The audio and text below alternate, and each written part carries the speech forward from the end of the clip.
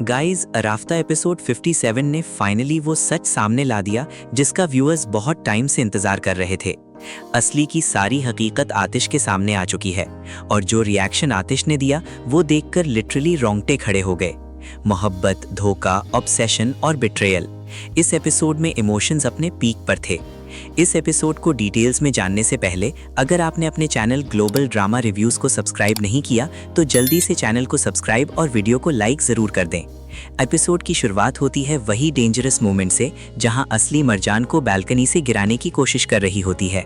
मरजान अपनी जान बचाने की कोशिश कर रही होती है और असली गुस्से में सारी सच्चाई बोल देती है। असली कन्फेस करती है, पहले गोली मैंने चलवाई, फिर किडनैपिंग और पूल में मारने की कोशिश भी मैंने की। गाइज, ये सीन लिटरली शॉकिंग था और सबसे बड़ा ट्विस्ट ये था कि आतिश पीछे खड़ा ये सब सुन लेता है। आतिश फौरन भागकर मरजान को बचाता है और उसका गुस्सा कंट्रोल से बाहर हो जाता है। उसकी आंखों में दर्द भी था, शॉक भी और बिट्रेयल भी। जमाल भी वहां आ जाता है और आतिश गुस्से में कहता है, जिस दुश्मन को हम बाहर ढूंढ रहे थे वो हमारे घर में ही था। आतिश असली से कहता है कि मैं तुम्हें कभी माफ नहीं करूंगा, लेकिन असली फिर भी अपनी मोहब्बत का एक्सक्यूज देती है। वो कहती है, मैंने ये सब तुम्हारे लिए किया आतिश, मैं तुमसे मोहब्बत करती हूँ। गाइस, ऑनेस्टली असली का ऑब्सेशन अब डेंजरस लेवल क्रॉस कर चुका है। उसे लग रहा था कि मरजान को हटाकर आतिश उसका हो जाएगा, लेकिन आतिश का जवाब बहुत पावरफुल था। आतिश कहता है, तुम मेरी बहन थी और अब वो रिश्ता भी खत्म। ये लाइन असली के लिए सबसे बड़ा शॉक थी। फिर आतिश गुस्से में असली को घर से बाहर निकाल देता है। पूरे घर वाले बाहर आ जाते हैं और सबको असली सच का पता चल जाता है।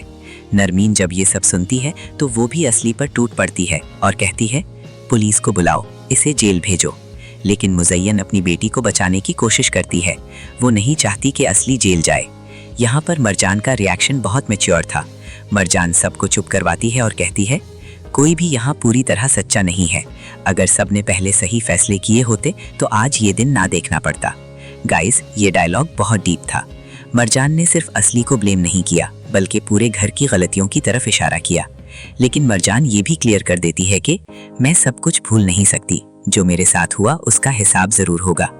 इसके बाद मुज़य्यन शॉक में बेहोश हो जाती है और आतिश उन्हें रूम में लेकर जाता है।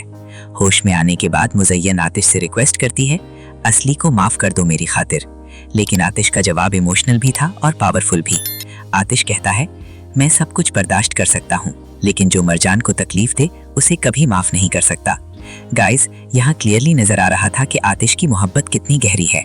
फिर आतिश जमाल को ऑर्डर देता है कि असली पर नजर रखो और उसे रूम से बाहर मत आने देना। लेकिन एपिसोड का एक और इमोशनल मोमेंट तब आता है जब मुज़य्यन जमाल को इमोशनली मैनिपुलेट करने की कोशिश करती है। वो कहती है, मैंने तुम्हें पाला है, अब तुम्हें हमारा साथ देना होगा। लेकिन फाइनली जमाल सही फैसला लेता है। जमाल कहता है, आपने मुझे सही और गलत का फर्क भी सिखाया है, अब मैं गलत का साथ नहीं दूंगा। गाइस, जमाल ने प्रूव कर दिया कि वो लॉयल सिर्फ इंसानियत और सच के साथ है। और एपिसोड एंड होता है एक बहुत स्ट्रॉन्ग सस्पेक्ट्स पर। क्या आतिश असली को पुलिस के हवाले करेगा? क्या मरजान असली को माफ करेगी?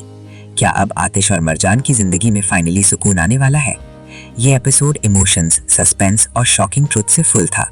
और ऑनेस्टली राफ्ता का ये एपिसोड व्यूअर्स को स्क्रीन से हटा ही नहीं रहा था। आप लोगों को क्या लगता है गाइस?